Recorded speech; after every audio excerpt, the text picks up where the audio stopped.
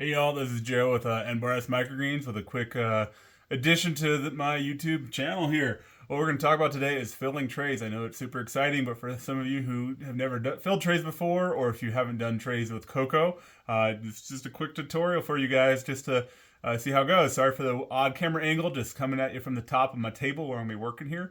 Show you how I do it. I use a 6-foot table. I can fill about 9 trays at a time. I like to fill a bunch of trays before I move to seating.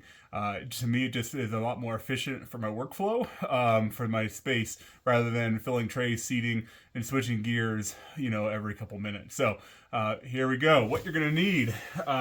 First off, the Coco down here that we just made in the last video. You'll need a feed scoop. I like this $3 feed scoop I got from my local ag and feed store. Sorry, 3-quart feed scoop. I don't fill these up all the way, you'll see that.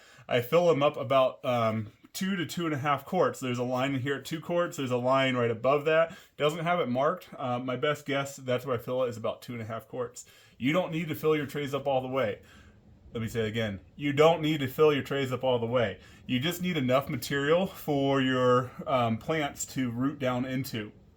And then once they're rooted down in there, even something that you're going to be abusing the heck out of, like sunflower, brushing off those holes, it's just enough to hold it in there. Also, I feed an organic fertilizer, so I need a place for the microbes to live. It's a quick acting fertilizer, AgroThrive 333 general purpose. It comes pretty plant nutrient ready, unlike a lot of organic fertilizers that don't work quite as well. We'll do a video on that. We'll link it here in the top when we get to it. So yeah, you need your feed scoop, you need your soil, then you need a set of trays. So, one with holes. You can use mesh, you can use the slotted ones. It doesn't really matter, personal preference. I have one day ambitions of going to a flood and drain setup, and I want something with mesh holes that is going to moisten my soil quickly and efficiently, rather than the hole trays.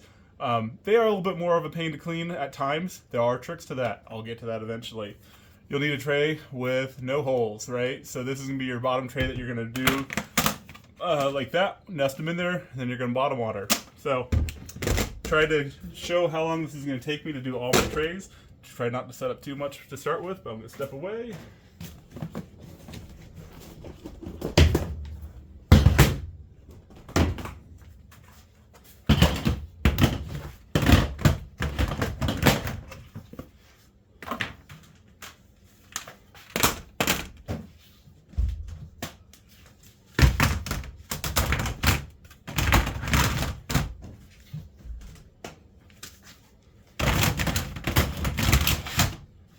Alright, so like I said, we're just going to take your coir or soil of choice, whatever you want.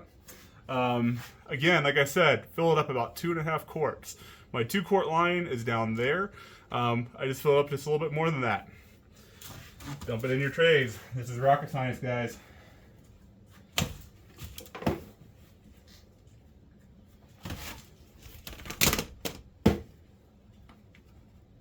I like to just give it a little bit of a shake. I don't know if y'all can see that down there as I'm filling up my feed scoop. Just a little bit of a, just level it out a little bit. Make sure you're getting not too much, not too little.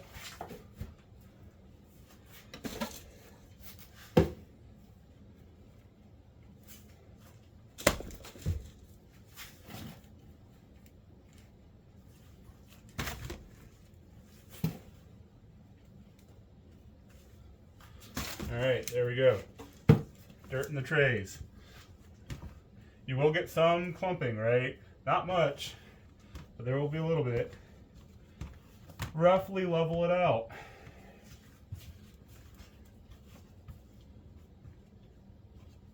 And one of the things is, if you're doing this with peat, you'll often have sticks. You may have sticks in your peat-based products. Pick them out. Plants don't like rooting down into a stick. Alternatively, with coir, you may find rocks in here.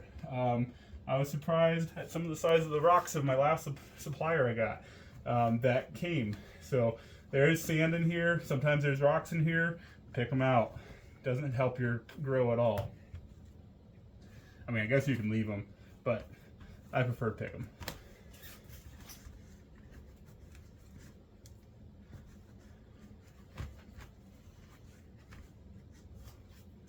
one that's a little light.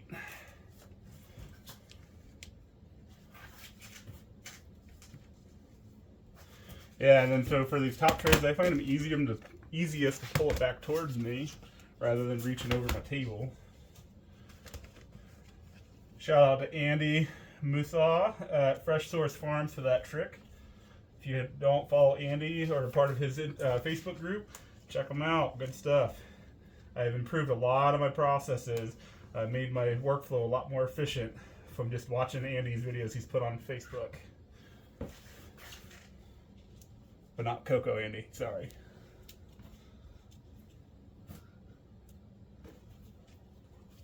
All right, so you got them all ready to go. Next thing, I have a board with a 2x3 screw to it. This is a 1x10. I wish I would have started with a 1x12 and cut it to be the exact size of a 10x20. But this is what I got, so this is what I'm using for now. Because you'll see, I have about a 1/4 inch gap, so I actually got to press these twice to get nice and flat all the way across.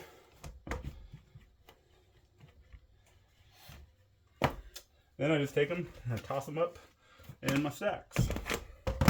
So you can see, pretty dang smooth. Really easy for seating when you get to that point. There may be a little bit of divots. Some people like filling them in. Honestly, I don't find that that's that big of an issue unless you're seeing lots of seeds falling into those holes. Then go ahead and go back and just fill them in a little bit more.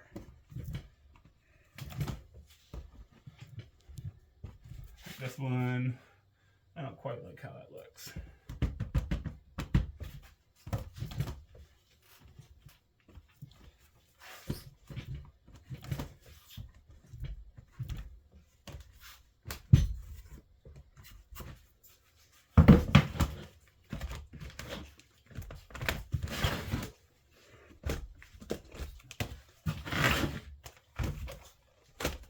All right, and as quick as that, we got 9 trays done right there. Pretty simple, not a very involved process. So hope you found this helpful, maybe picked up a trick or two, and we'll come back later with how to seed these things too. All right, have a good day.